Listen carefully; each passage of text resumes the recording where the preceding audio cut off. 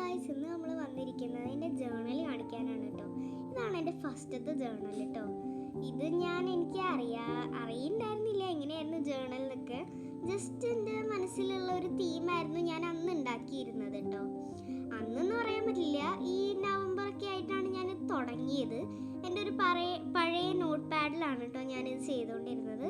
ഇതെനിക്ക് നല്ലൊരു craft idea ഒക്കെ തന്നിരുന്നു. ഞാൻ ഇങ്ങനെ എല്ലാ ദിവസവും ചെയ്യായിരുന്നു കേട്ടോ. അപ്പോൾ ഇത് കണ്ടിട്ട് എനിക്ക് എൻ്റെ അമ്മ ഞാൻ ഇത്രയും കൂടി ക്രിയേറ്റീവ് ആവാൻ വേണ്ടിയിട്ടാണ് മീഷോയിൽ നിന്ന് ഇത്രയും കവായ് സ്റ്റിക്കേഴ്സ് വാങ്ങിച്ചു തന്നത് കേട്ടോ.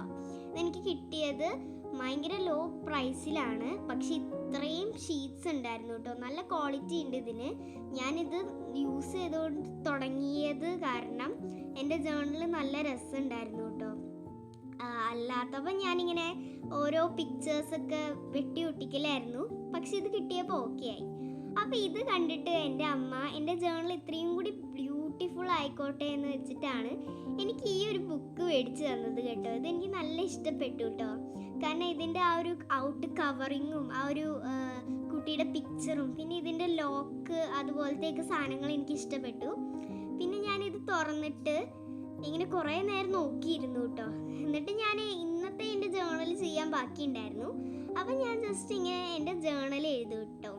അപ്പം ഞാൻ ആദ്യമായിട്ടാണ് ഇത്ര എസ്തറ്റിക് ആയിട്ട് ചെയ്യുന്നത്. അതുകൊണ്ട് തന്നെ ഞാൻ കുറച്ച് ഡിസൈൻസ് ഒക്കെ കൊടുത്തിട്ട് നല്ല രസത്തിൽ അങ്ങോട്ട് ചെയ്ത് തുടങ്ങി കേട്ടോ.